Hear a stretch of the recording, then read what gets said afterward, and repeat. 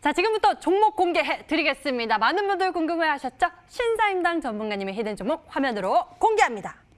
5, 4,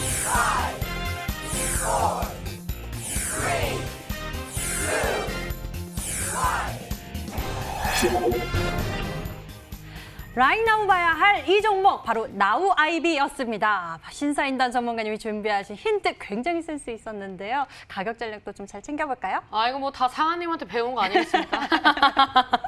네, 일단 이 그 농림수산식품 모태 펀드에서 선정을 했었던 이런 최근에 이제 이 기금 운영에 대한 이런 이제 모태 펀드를 이제 15곳을 지원을 하는데 그 중에 하나가 이제 나우 아이비입니다.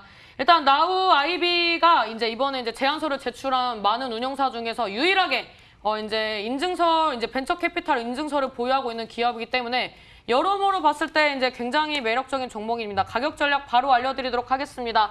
일단 저는 이제 매수를 꼭 하고 싶기 때문에 이제 하방에 이제 그 120선 구간대인 4,500원에서 이제 6,700원대 이제 그 전고점 구간대까지 매수를 이제 좀 널널하게 잡을 거고요. 실질적으로 매수하실 거면 5,500원, 5,600원대 부근에서 매수하시면 될 것 같습니다. 그 다음에 이제 목표가 같은 경우에는 이제 주봉 흐름 봤을 때 앞전에 이제 가장 많이 갔던 게 9,700원대거든요.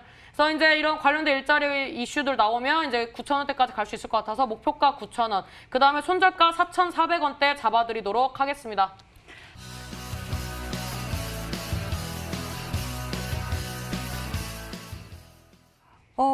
장이 끝나고 또 이슈가 나왔죠. 정부가 제소를 하겠다고 다시 도마 위에 올랐습니다. 네. 일본 수출 규제에 따른 종목들 다시 봐야 되나 걱정이 되기도 하고요. 네. 일단 뭐 저번 연도에 사실 우리 시장만 소외가 됐었잖아요. 맞아요. 글로벌 7, 증시가 8월이죠. 다 올라가는데 그 원인이 됐던 게 일본이 갑작스럽게 우리나라 이제 물품에 대한 특히 반도체 물품에 대한 수출 규제를 이제 시작을 하면서 촉발이 됐습니다. 상당히 2018년도에도 금융위기 때문에 힘드셨던 분들이 2019년도에도 그 일본 때문에 또 힘들게 되는 그런 상황이었는데요. 뭐 다행히 이제 한 2개월 정도 변동성 부분 하락이 나오고 어느 정도 이제 좀 협의를 하겠다라는 얘기가 나오면서 우리 시장의 하락 부분들이 지금 진정이 되어가는 국면이었는데 협의가 뭐 제대로 이루어지지 않았던 거죠. 물론 올해 상반기에는 뭐 우리나라나 일본이나 어떤 나라나 코로나19에 집중하는 나머지 다른 부분들에 힘을 쓴 여력이 쉽지 않았다고 볼 수 있겠습니다만 아무래도 양국 무역 구조에 상당히 영향을 미칠 수밖에 없는 영역이기 때문에 이 부분들을 풀어나가야 됐었을 걸로 보이는데 일정 기일 부분까지 풀어내지 못하면서 사실상 얘기를 해줬어요. 일본에게 이제 수출 규제를 좀 뭐 풀어달라. 그런데 일본이 이제 노우라는 사인을 사실 보낸 거죠. 그래서 다시 한번 이제 이 제소를 하게 됐습니다. 그렇다라고 한다면 당연히 관련된 이 이슈 종목들이 최근 움직임까지 일부 움직이는 애들도 이제 생기기 시작했지만 코로나19라든지 다른 트렌드가 움직이는 동안 쉬어 있었기 때문에 상당히 강력한 사이클이 나올 수 있는 분야가 되지 않을까 생각을 해봅니다. 네, 당시에도 정말 강력한 상승세가 나와줬었죠. 그렇죠. 이 때문에 이 관련주 다시금 또 찾아보게 되는데요. 어떤 종목 오늘 준비하신 걸까요? 두 번째 힌트를 화면으로 공개하겠습니다.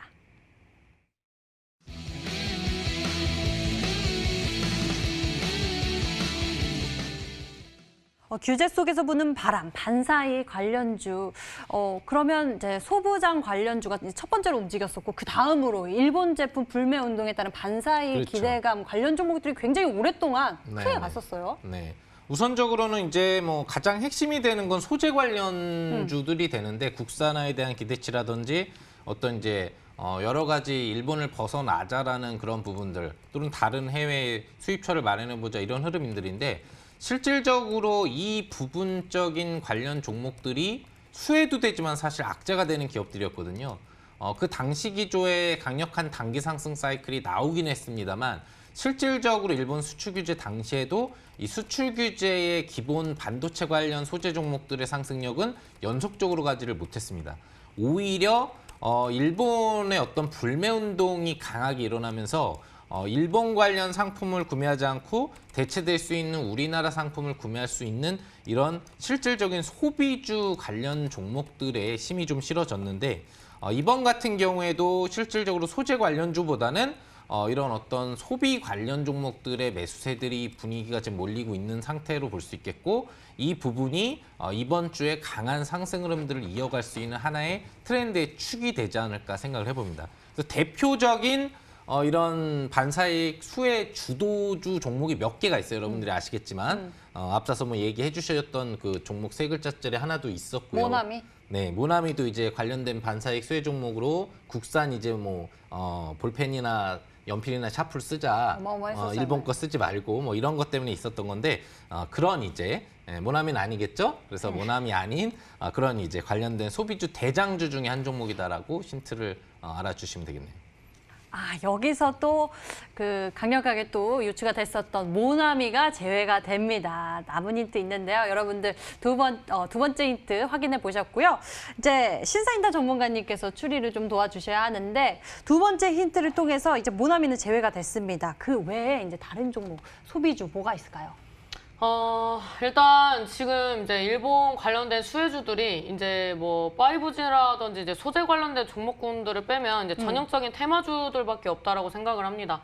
그래서 저도 이제 항상 지금까지는 증시가 올라올 거라고 말씀을 드렸는데 지금 시장부터는 저도 물음표가 띄워지는 시장입니다.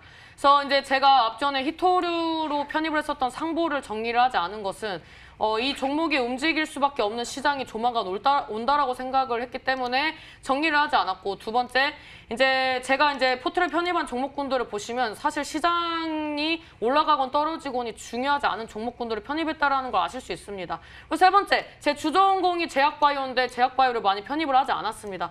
이제 그만큼 이제 지금 6월달 같은 경우는 종목을 잘 접근해야 하는 시장이다라고 말씀을 드릴 수가 있는데 일단 저도 오늘 이런 이제 그 일본과의 그런 무역 분쟁으로서 움직였던 종목군들을 가지고 나오려고 했습니다. 이제 그런 종목군들을 몇 개를 좀 말씀을 드렸을 때 일단 첫 번째로는 이제 광림이라는 종목입니다. 이제 광림 얘기가 나오면 이제 나노스, 쌍방울까지 이제 나올 수가 있는데 이제 이 관련된 섹터들은 이제 보통 이제 과거에 이제 같이 움직였었고 그 다음에 이런 이제 종목군을 봤을 때 광림 같은 경우 이제 대바닥권에서 움직임이 거의 없습니다. 이제 거래량이 들어올 때부터 지켜봐야 하는 구간인데 히토류나 이런 이제 일본 수혜주로서 움직이는 종목군들이 이 세 종목 정도 이제 저는 오늘 좀 눈여겨봤는데 뭐 모나미라든지 이런 종목들 뭐 하이트 진로 이런 거 다 올랐기 때문에 이 세 종목 중에 하나가 아닌가라고 좀 말씀드리도록 하겠습니다. 네, 신사인당 전문가님, 이 세 종목 중에 아닐까라고 말씀을 해주셨는데요. 과연 무엇일지. 자, 아직 우리에게 세 번째 힌트 남아있죠? 마지막 힌트 보시죠.